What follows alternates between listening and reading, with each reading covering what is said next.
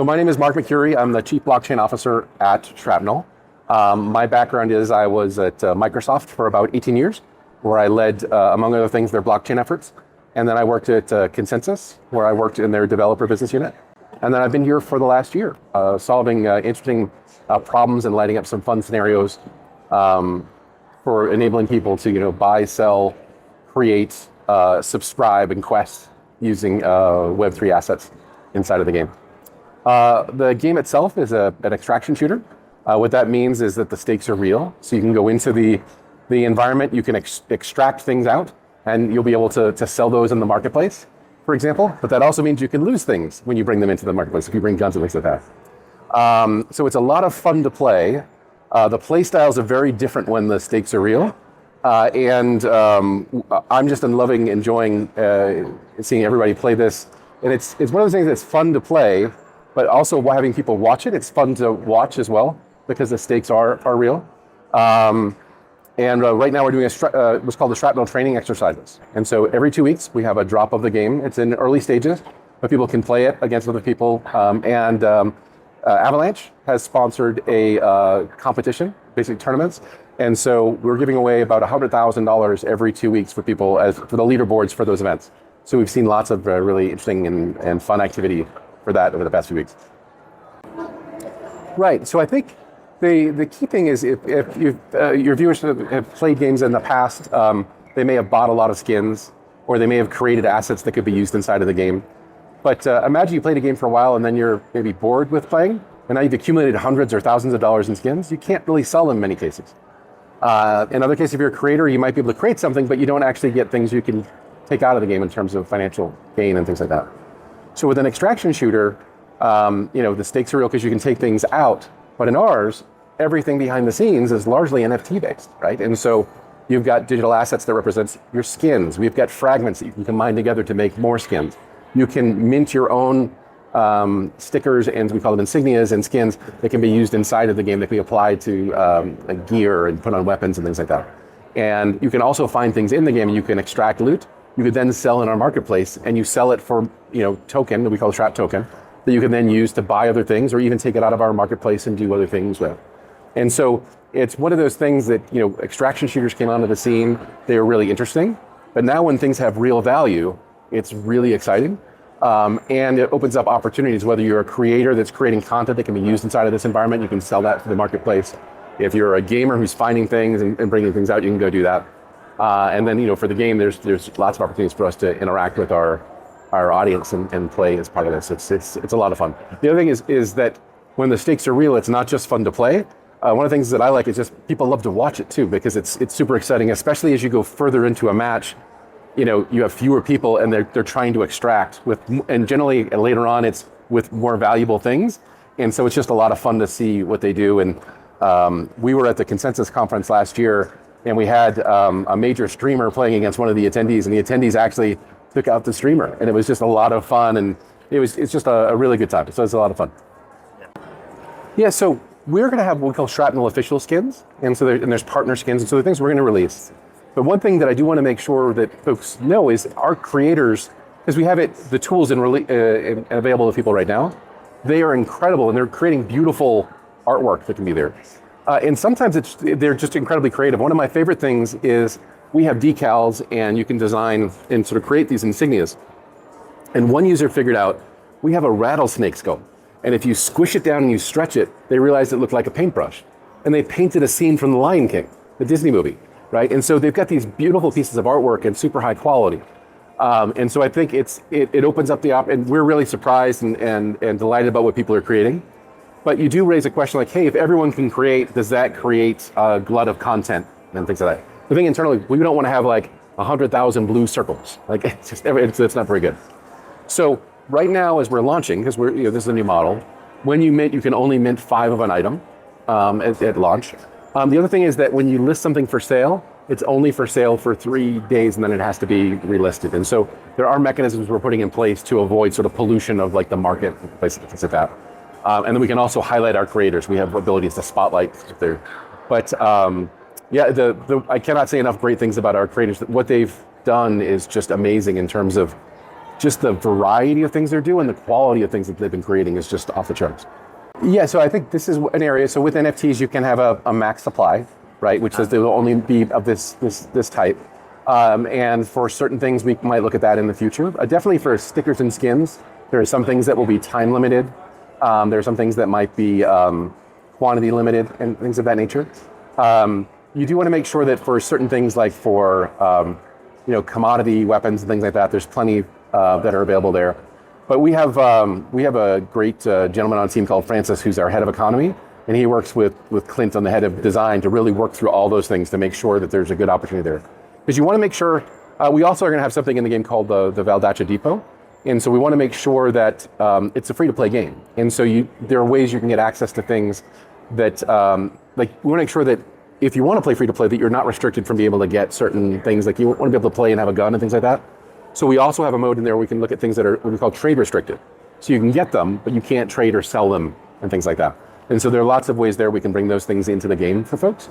And then for the economics, it's Francis will tell you it's like running a small city-state because you have all these different considerations of what's happening, how many people in there, how many things are being sold, what types of games, how are people playing, a whole bunch of fundamental things like that that are constantly being evaluated and updated for the game. For me, it's just been fascinating to learn a lot of this as I've been working with him. Just how much how much it is like running a city-state that's there. Because if you think about it, we have manufacturing of the skins and supply chain because everything's an NFT. You have a weapon. If you want to sell a weapon with a scope, I have to manufacture a weapon and the scope and have them attached to one another. And there's finance and commerce, all sorts of really interesting things. It's really a microcosm of things. And because things have real value, there's also a whole bunch of considerations we have as we bring that forward. Sure. So for the STX we have right now, it doesn't have, basically it's doing a reset of your weapons each time. And so the extraction mechanic, we call persistent inventory, isn't in the one we just did. And so once we have that, we'll see lots more from the users in terms of that. But no data there yet. But we do have some, just in the first weekend we released, they extracted Sigma, sort of it's a special item inside of the game that can be used as a soft currency, as well as being used for things in the game. They extracted over 7 million of them in just a 3-day period. Yeah, so we do. I've got to go back and take a look on our website. It's public, but it's a significant number of users for a Web3 game that's in early alpha. And it's and because we have these tournaments we're doing with Avalanche, people are coming back every 2 weeks to play the game, and also sort of it's fun to watch them because now we've done our first couple of these. You can see people start moving up the ranks because they're getting better as they play the game and whatnot. So there's kind of the prize or something? Yeah, so we have a leaderboard, and so it's based on the amount of Sigma that you've extracted. And so as you move up the ranks, and then, the top, one person gets this much of the prize pool, second, so on and so forth. But it's 1,000 people, so it really opens up a lot of opportunity for folks in the ecosystem, which they like. We also have missions, and so if you get into a game and you play, do like 5 kills or play 5 sessions, or depending on when the video comes out, it may be different as we progress through. But if you complete the mission quests, then you'll get free skins, you'll get badges and things like that. And so all these are NFTs that we're sort of minting and issuing to you behind the scenes, which is cheating is something we take very seriously. We have a number of things that we've done to help inhibit people from cheating. We've got monitoring that helps identify cheating. And we're finding, I'll tell you from our first STX that we did, we found some people that were trying to cheat based on our metrics. They weren't very good, and so they were cheating but still bad. And then there were some people that were cheating that were, or potentially cheating, that were still bad, but they had played enough sessions that it was a concern for us. And so we've banned people from the game. There's some press about that out there right now, but it's something we take really seriously. We care a lot about our community. And so especially in an extraction shooter, making sure that you catch and identify cheaters and you have mechanisms to help make sure people don't have any issues is just super important to us. Yeah, so I think the reality is a lot of early Web3 games were not necessarily particularly good games, and they charged a lot for NFTs that left a bad taste in the mouths of gamers. When I talk to people about Web3 games, I talk about what the outcomes are. Because you could say, hey, like we're going to create an NFT game, what do you think? And they might come back and say, oh, I don't like NFT games, or that's awful. But if I say, hey, you played this game for ages and you have all these skins, like hundreds of thousands of dollars of skins that you've accumulated, wouldn't it be great to actually be able to sell those and make money on them and not just sort of be stuck in an account someplace? Or you created something, make money. So when you talk about the outcomes, everybody loves what's there. And then in terms of Web 2 versus Web 3, I think there are people that, because we're working with people that have, because we also have a platform that we built, right? And so for our game, we've built, all for Web 3 from scratch. But there are other games that we're working with on the platform side where they've built an existing game and they want to extend what they've done. And so we're sort of going to be working with people all across the spectrum to go do that.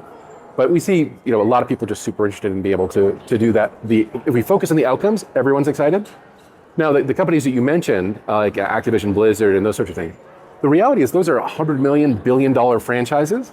They don't do anything lightly until it's proven, right? And so you're going to have lots of opportunities, and that's one of the reasons I was so excited to come to Shrapnel.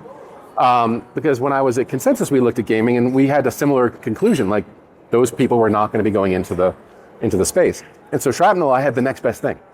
We had these people that had built all these great IPs, like across every platform, and they were all bought in on Web3, and it was a new IP. So like it was all upside for them. And so that's why I think Shrapnel is going to be a bit different in the ecosystem in that regard. And then generally what you'll see, and it's not going to be dissimilar in any other industry when someone has like $1 billion brand or things like that. Once they see people showing how it can be successful, then they're going to go ahead and adopt that as well. I mean, if you look at like Xbox, one of the analogies we talk about is you had Halo 2 video game, and you had Xbox Live. And that showed people, okay, here's how you can go do multiplayer games. And not everyone was doing multiplayer games, and because it was complex and other things like that in some cases. But once they saw how to do it and there were services that made it available for them to go do, a lot of people started doing it because they understood how to go do that. And so I think you'll see similar things with Shrapnel and other peers of ours in the ecosystem as they go live. It's like, oh, okay, that looks, the best reaction I have from people is like, that doesn't look like a Web3 game. It's like, no, it's a game. it's not, if you compare it to Web3 games, it's like, well, you're starting from the wrong place. Like, does it look like it's fun to play? Does it look like people are having fun playing it? If that's the case, it's a great game. And if it has Web3, great, it's got extra things you can go do with it. The other things we do with Web3 is that we know we have people that are diehard Web3 people. We have other people that just want to play a great game, and they'd like to be able to sell their stuff and whatever. And so we create wallets for them behind the scenes, so it's a super seamless experience. And so if you just want to play a game and get the outputs, the outcomes, and that's as far as you want to go in Web3, that's fine. But if you want to go and I want to take my assets and we can bridge them to other chains and do a bunch of other things like that, we can make sure that if you're the most diehard Web3 person, or you're just a guy or a woman who wants to play a game, or anywhere in between, we can sort of meet you where you are and you just come in and have a lot of fun. My background was building platforms, and including web platforms for Web3 at Microsoft, and then working on this at Consensus. And so I said, we're going to solve a lot of big problems. It's because a game is a city state, right? It's you got to figure out commerce and manufacturing and supply chain. Like, we're manufacturing 50 million NFTs, while at the same time we have to have a marketplace where people can buy and sell those NFTs, and a game where people can extract and do those sorts of things.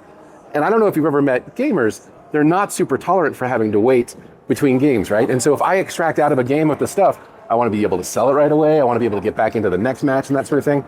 And so we had to figure out all these things, and it was just really, really painful. And so we heard from a lot of other people that were developing games, and they said, well, here's the thing, is that right now, the learning curve for Web3 is like, it's vertical. It's really, really hard.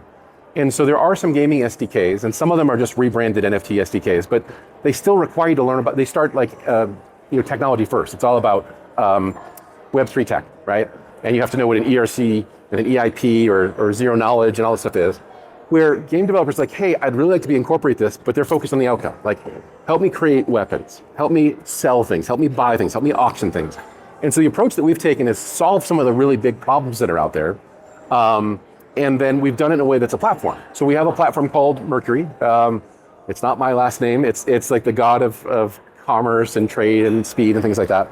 And we're making that available to other games so they can focus on the fun, because people were trying to build stuff and oftentimes failing, or where they just sort of gave up, or they would build a game but they spent so much time trying to figure out the Web3 things, they took their eye off the ball in terms of making a fun game.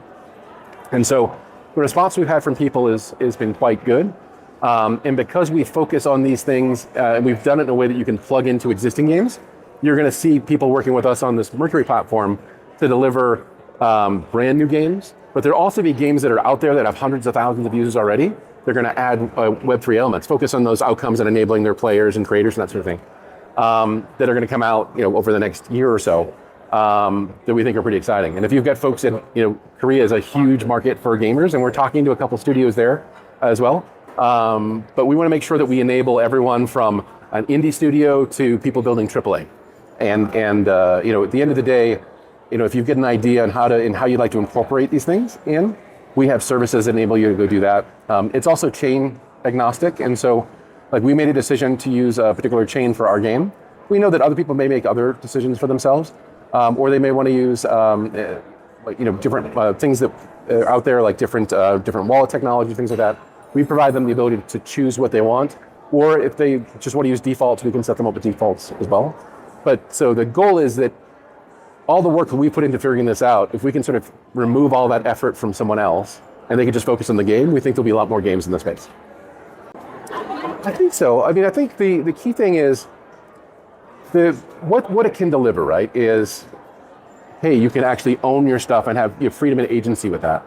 If you're a creator, you can go ahead and get new revenue streams for that. What I like about it is I always talk about with these sorts of things, like the value exchange, right? And so games are looking to make more revenue. Creators would like to be paid for their work and also have some control over it, like licensing and things like that. And then you also have players who'd like to be able to have some experiences where the thrill is a bit higher, maybe they can make money and that sort of stuff. And with Web3, if you incorporate these capabilities in the game, you can deliver on all those things. And so the game can deliver more value to those other audiences, and they may charge you some fees to do certain types of things, but it's fair and reasonable because they've given you a chance to make a lot of money and things like that. And so I think when it's done well, and we're trying to do it really well, it's going to show people like, oh, this is really great. I mean, if you go back and look at all the innovations in gaming, there's generally people like, I don't like that, that's new, that's different, that's scary, I don't like it. And then once you get the value out of it, it's like, oh, this is really cool. And then it's like, okay, everything is going to go do that. And so I think it's one of those things that you're just going to see more and more of over time. And the bigger thing really is start from the game first versus technology first. If you do that and you're focused on the outcomes what people want, you're going to get a lot of people who love it. And honestly, I think for my friends in the Web3 community, I've been in Web3 for a long time. What you want to do is bring millions and millions of more people into the ecosystem. And the reality is DeFi for a lot of folks is hard to understand, right? But gaming, they do understand. And they can understand. And so this is one of the things I love doing with technology. A lot of my career is in early stage tech, is take something that is really hard and show people like an everyday scenario about how it's fun and it's not scary and whatever. I'm like, oh, well, that's not so scary. And then I can use it for other things. And so I think gaming is an audience that's prime for that. You've got generation that's grown up on Roblox and Minecraft. They've been building things. People have been buying digital currency, whether it's V-Bucks or Robux or other things like that for a very long time. And you just see more and more activity in that space. And I just think that the time is really right for this. But it really is focused on how do you deliver that value back to your players and creators. And if you do that, then it's smooth sailing, right? So we're really excited about it. Yeah, so Korean gamers, we love you. You're a vibrant part of our community and we appreciate you. We look forward to seeing, if you're already playing in our Shrapnel training exercises, we look forward to seeing you next one. If not, definitely come join our community, find out about extraction packs so you can play in the games there and have fun with the rest of us there. And by the way, there's big prizes there thanks to our friends at Avalanche. So you get to play and have a chance at winning thousands of dollars. So goodbye, thank you, and I'll see you in the sacrifice zone in a future STS.